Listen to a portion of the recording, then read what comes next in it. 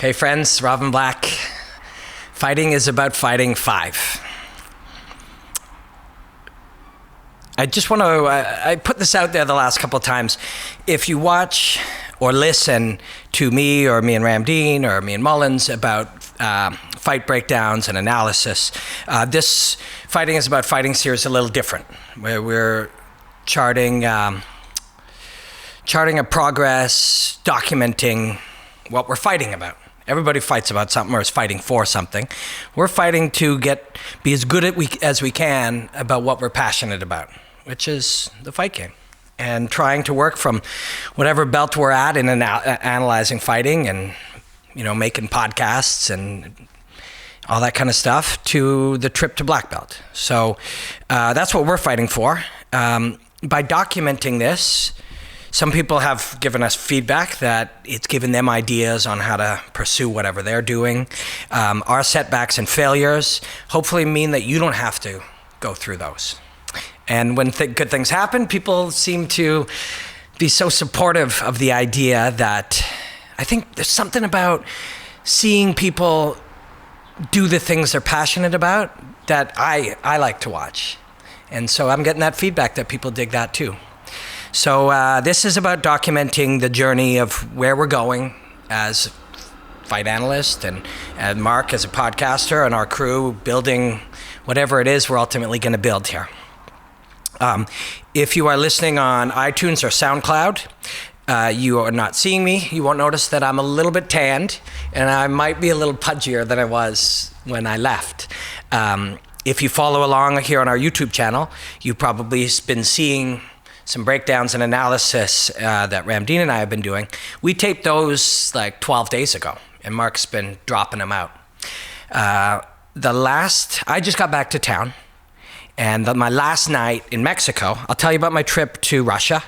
I'll tell you about what I'm working on in Korea with Monster Zim, Russia with ACB. But I was just in Mexico after a bunch of stuff that we'd been working on and trying to learn and try to grow and try to evolve and try to solve problems and the stuff that we're working on here. I got a little break. About 6 months ago, my parents booked a trip for my wife and I, and my wife is off on tour, so I don't get to see her a lot these days. And both my brothers, my one brother's wife, and my parents. It was their 50th anniversary. So I'll take you to the last night. Erica was asleep, and I'm watching Cub Swanson fight Artem Lobov, smoking a Cohiba, drinking a shot of tequila, sitting outside. I could smell the ocean, and I watched Cub do his thing. And I watched Diego, and I watched Lozon. I thought Lozon won 2 of those rounds, by the way. And after Cub, because I was in Russia the week before, I went back and also watched Demetrius. So I wrapped up my vacation doing what I love, smoking a cigar and having a tequila while my beautiful wife was sleeping on the ocean. And I realized that I have a very, very, very, very good life. And I'm really thankful for that. But we work hard. And a break, I thought a lot about taking a break while I was taking a break. And you realize how important it is because you want to come back with new ideas, We talk a lot about how important it is. We don't want to stagnate. I don't want to just be saying iron sharpens iron 5 years from now. You know what I mean? This is a lifelong study of the martial arts, of the technical aspects of the martial arts, of the mental aspects of the martial arts, of what they mean philosophically and what we can learn in our lives. That's the journey that I'm on. And I can't just look at the same things all the time. And you really need a break for that. You need to let some of these new ideas percolate. And you need to see some of the things that you've seen in a different context. And you need to look at how somebody surfs and how that relates to what you do. Or how somebody cooks a waffle and how that might relate to what you're studying. It's really important. And I've had personally, and maybe this is something some of you suffer from. I don't think suffer is the right word. That's a big exaggeration. Some of you are distracted by it, but I get this sense a lot of the time that going faster and doing more and going further and not sleeping as much and working day and night and weekends and all the time somehow will make you better. And definitely bursts of that are exciting, but you have to take a break. And when you do, you'll get new ideas and you'll get new concepts and new things to share and new things to read, and you'll absorb information different. You'll try to combine ideas. All of these things are important if you really want to keep going further in whatever it is that you do. So it was beautiful taking a bit of a vacation. First few days, I realized we're talking about weaknesses and setbacks and flaws and things we're trying to overcome. I realize every time on vacation, the first few days, I'm super wound up and I can't take a break. And let's check out the ocean. Let's go in the pool. Let's have a shot of tequila. Let's go to the next thing. What's in that building? And you just keep going because that's the pace that you set. And when you do step back from it, you realize that this frenzied vibe that sometimes you get when you're busy or when you're training or when you're studying or when you're working, you think that it is a valuable thing, or you think it's just some uncontrolled byproduct of hard work, but it's not. It's a distraction. It undermines your ability to work and think and grow. And so you need to, or ideally if you can, you learn that about yourself. And one of the ways you can do that is by meditation. You meditate, you slowly over time examine yourself and study yourself a little bit more in how you think. So I got a lot of value out of this. It was also wonderful to see my wife and my parents and my brothers. I'll tell you about Russia in a moment. Well, one thing I will tell you is Mr. Hassiev, Mirabek Hassiev, who is the owner of ACB. He's a wonderful man, smart man. I'm gonna learn a lot just by observing him. He's passionate about fighting. And in Russia, I'll tell you more about Russia in a moment, but he gave me this beautiful bottle of wine and told me all about it and shared it with me, and he gave me a second one. So I shared it with my parents on their 50th anniversary in Mexico. So it was really amazing to be able to bring something back from Russia that Mr. Hassiev gave to me and share with my parents on their 50th anniversary. But I will tell you about Russia. So I'm going backwards in time. Getting to Mexico was leaving Moscow leaving the hotel at about 4:30 in the morning to get to the Moscow airport for about 6:30 to set off for Mexico. It was Moscow to Frankfurt, was 3+ hours, I believe, and then I had 2.5 hours there, and then almost 13 hours to Cancun. So by the time I got there, I was pretty frazzled. But Russia was amazing. It really was. ACB had reached out to me. A few different people from there had reached out to me.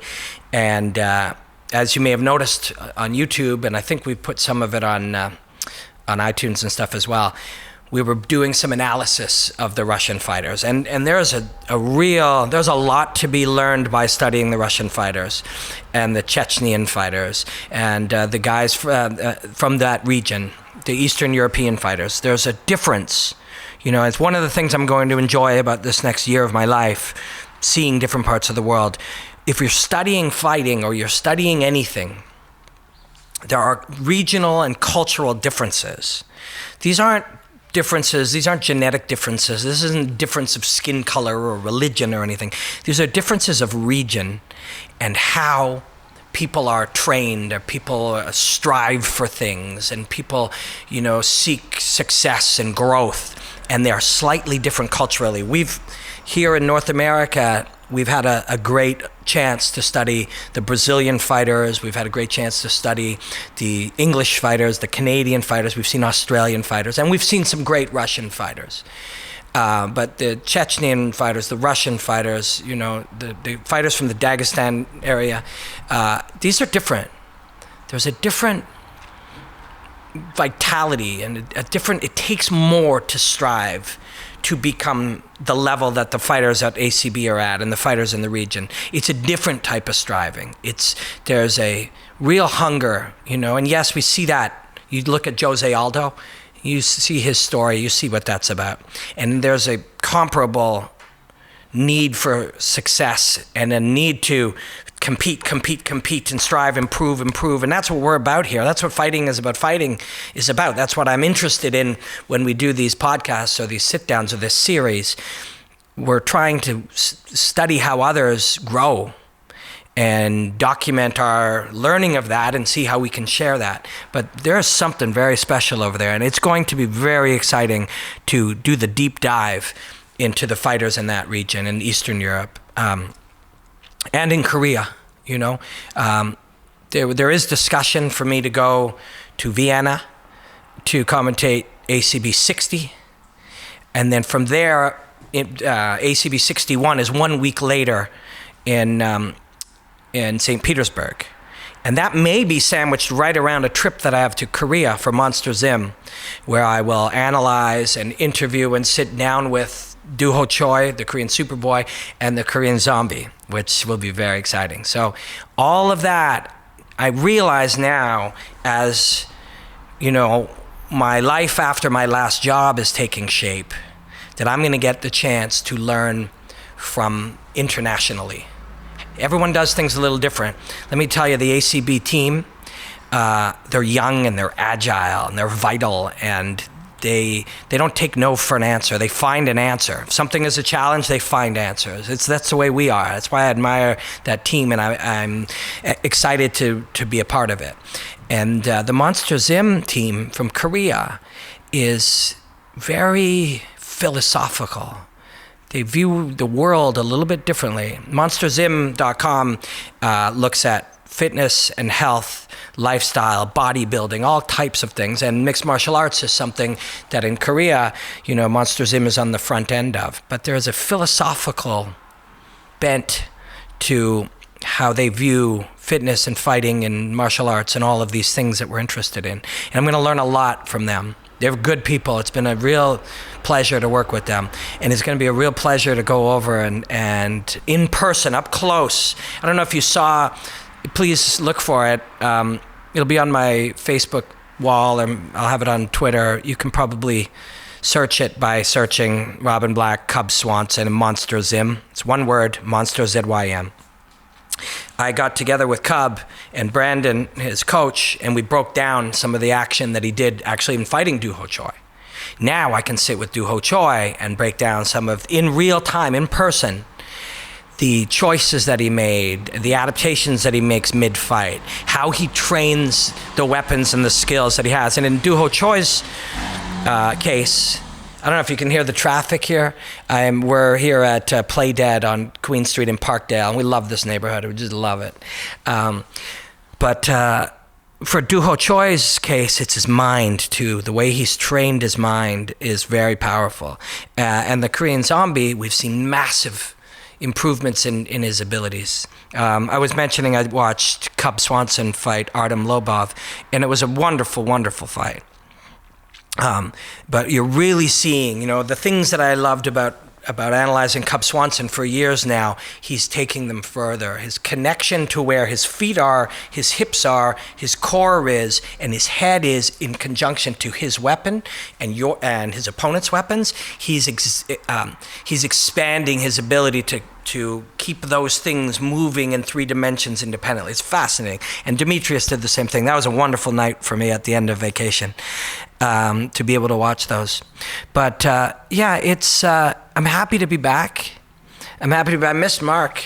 I got my buddy Evan here too. When you're traveling, you're going to learn an incredible amounts of things and be exposed to so many new ideas. But you miss home. I miss my wife every day. She's traveling for work too. But we're about growth. That's what we're trying to do here. But yes, I will have more updates on both Monster Zim and ACB out of Russia. I'm very honored to work for both of them and contribute for those companies. You might have heard it here first, but you're going to see ACB expand quickly. It's about to be ACB 60. The roster of athletes is incredible. I know I get sidetracked as I meander, but I'm kind of trying to leave this train of thought open for exploration.